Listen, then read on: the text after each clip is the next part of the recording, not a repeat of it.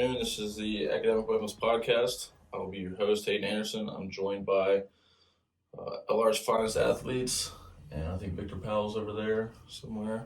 So we're just going to go around the room, let everybody introduce themselves, tell us a little bit about your backstory, and we'll jump into it. Yeah, so I am Tommy Aguilar. I'm a junior here at Little Ryan. I am a member of the men's lacrosse team. I'm from Winston-Salem, North Carolina.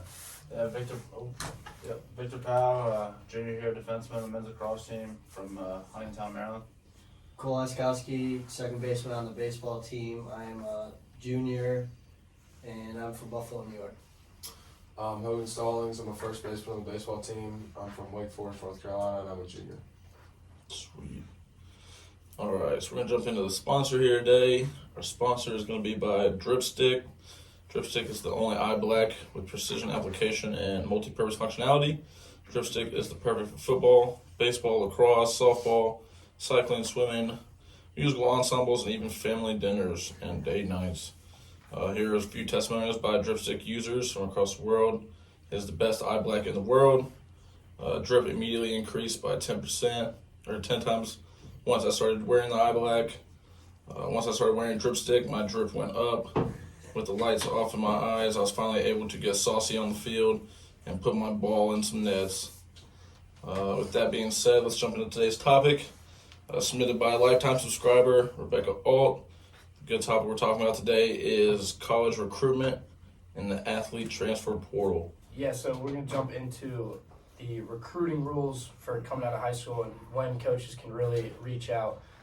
So for most sports, according to the NCAA, for most sports, coaches can reach out to athletes starting June 15th after their sophomore year or September 1st of their junior year.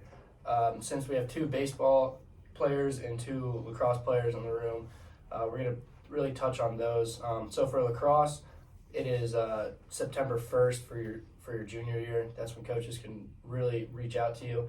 And then for baseball, at the Division I level, it's September 1st of their junior year. And Division II, it's the June 15th of their sophomore year. So I'm going to pass it on to Victor, and he's going to tell us a little bit about his recruiting story coming out of high school. So coming out of high school, I really honestly got into the process kind of late. I didn't really start talking to coaches till probably beginning of my senior year, towards when I played football in the football season, and I didn't really start taking visits till probably December, going into January, and then I started taking a couple visits, and then going towards, most of my visits were in North Carolina. I did a couple visits at the time. The way I found LR is I actually followed them on Instagram. They followed me back, and then one of their assistant coaches kind of texted me and said, "Hey, we're interested in you." They'd never seen me play before or anything. They watched my highlight tape. They said that they were interested, and I took a visit, and then here we are now. Yeah, so Victor talked about official visits, and there is a rule for that as well. According to the NCAA, recruits can start going on official visits starting August 1st before their junior year. So like Victor said, I also went through some similar stuff. I didn't really get too serious, know I was that good to play in college until really my sophomore year. And obviously I didn't start getting any emails or texts from coaches until after September 1st of my junior year. But once I did the same thing Victor really did, just look into the program, their coaching staff, all that, and also the school itself, making sure they had what I wanted to study and everything. So I would say my junior year is when I really started, dialing my schools down, which ones I want to consider, and taking my visits to check it out. So that's the lacrosse side of the recruiting and our experiences. So we pass it on to Hogan and Cole now, and they can give you a little rundown on their recruiting. Yeah, so it's somewhat similar, kind of sport to sport. I would say, I think Cole would agree, with our recruiting, it's maybe a little bit different. When I remember early high school, they have the rule where coaches they can't call you, they can't text you, but obviously there's ways around everything. So the way it kind of was when I was younger was, you'd send emails to coaches about maybe whether it's camps, whether it's whatever, if there's interest there, you set up calls, and it kind of goes like that. I read recently the committee or whoever it is voting on fully making no communication until junior first or your what is it, September 1st Yep. of your junior year. And so that'll be really interesting because baseball is one that there's a lot of early commitments, early recruiting. It's kind of like known for that, so that'll be really interesting if it ends up panning out that way. But yeah, I would just say, I mean, kind of the main difference maybe with baseball is the whole thing is kind of based around like camps. You know, when you're really young, you go to your camps, your freshman year, sophomore year. That's how the recruiting kind of starts. Cole, anything different from there? No, I totally agree.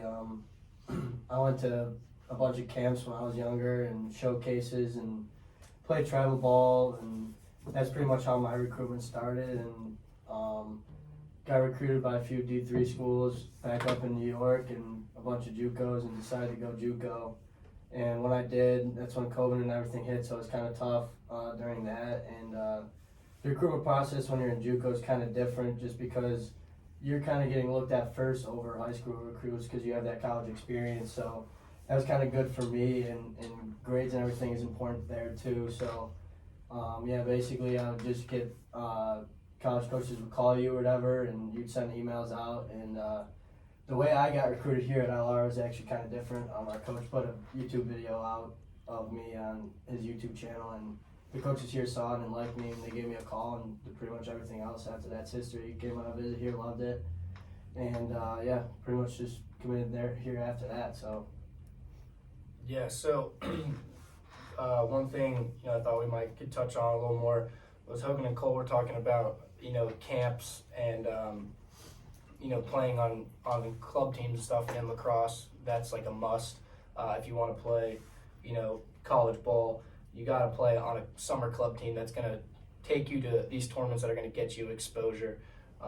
So like for me, the club team I played for, we were traveling to the hotbeds of Maryland and Long Island, and I'm playing in front of 100 to 200 coaches from all Division I, Division II, Division III. So that's definitely a must in lacrosse, as I'm sure it is in baseball. You guys were talking about the camps and everything like that. Once a player, is in that recruiting process with the teams, what do you guys know about their potential NIL deals, and can they start picking up their deals before they get into college, or they have to wait till they get into college? How's that work? Do you guys have any insight on that? Yeah, so I'd say it's pretty different with lacrosse and baseball. You don't see the big time NIL deals in lacrosse and baseball. You see it a lot in football and basketball. But I mean, I think really anyone can get an NIL deal. I think it definitely helps if they have a good resume coming in and they already have a decent following, coming out of high school. So that would definitely help their chances a lot getting an NIL deal. Okay. Any other avenues besides like those travel teams and those camps to be seen by colleges? Yeah, I mean, Cole talked about film. That was a big thing. It's you want to have some film on yourself that you're able to send to these coaches and stuff, because realistically they're only going to see you play once or twice a year in summer. So if you can put together a good film video and send out to whatever coaches, whatever teams you're looking at, that's definitely a big plus. What are some of the websites to put those videos on besides YouTube? Or is it strictly? I don't know if Huddle's a big thing for like lacrosse. Baseball's kind of different. Most of the time when you make your videos for baseball, I guess Cole, you maybe disagree, but I think the main thing was kind of like you send it out to coaches more than kind of like posting it. I think there's obviously different occasions where, like Cole said, his coach put it on YouTube and it got seen. So I would say, I guess YouTube and Huddle, but most of the time, I think for baseball, when you're making videos, you kind of send it out to the coaches directly. So is that more of the athlete, doing it themselves, really reaching out to as many coaches as they can, or is that? Yeah, I think so. I think that's the norm. for baseball, there's also like PBR is like a big website now that is like a showcase thing, and they pretty much send your they take videos at your showcase and send those videos out to other coaches, and it's right on the website. And also Perfect Game, they do the same thing. So those are kind of two new showcasing for college athletes, I would say, or high school recruits. Okay, moving on from there. Once those athletes are in college, you know, they're playing sports and everything. Say something comes up where they want to be transferred over to a different school. What does the transfer portal look like for college athletes?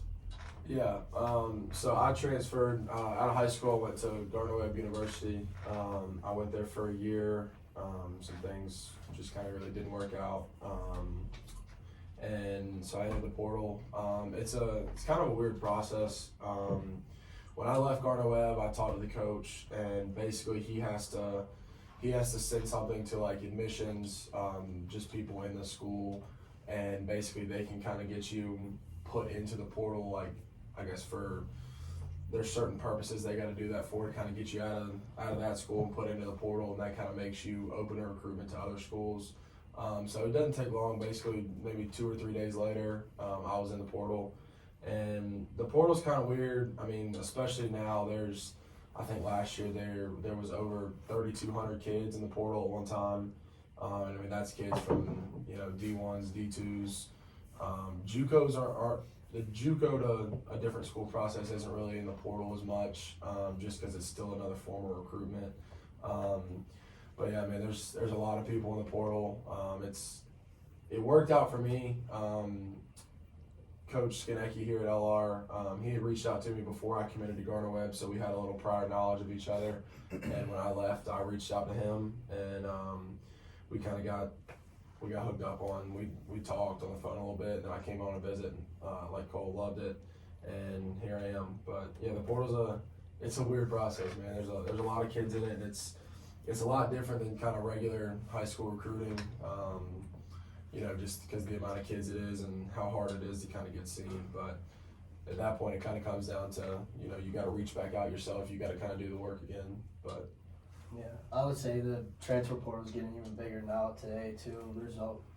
I feel like coaches nowadays, even it may be like this for lacrosse too, that they're just going in the transfer portal now more than ever before high school recruits and everything. So the transfer portal is definitely changing the game for NCAA recruitment.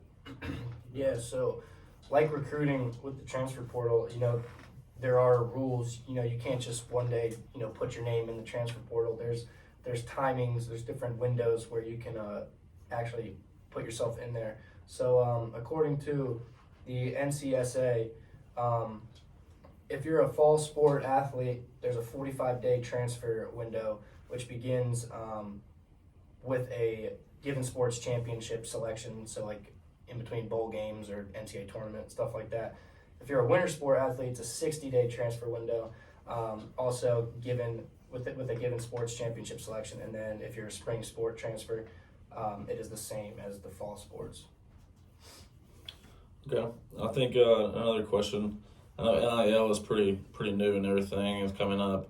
But these athletes that transfer with NIL deals, you think their deals will start carrying over, or they'll start losing their NIL deals based on what teams they go to and what moves they make?